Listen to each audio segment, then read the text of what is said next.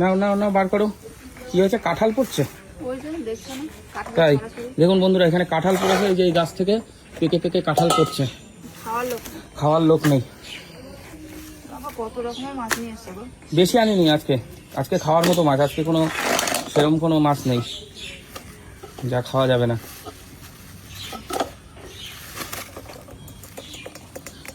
ডিমওয়ালা ট্যাংরা আর হচ্ছে একটা কই আছে।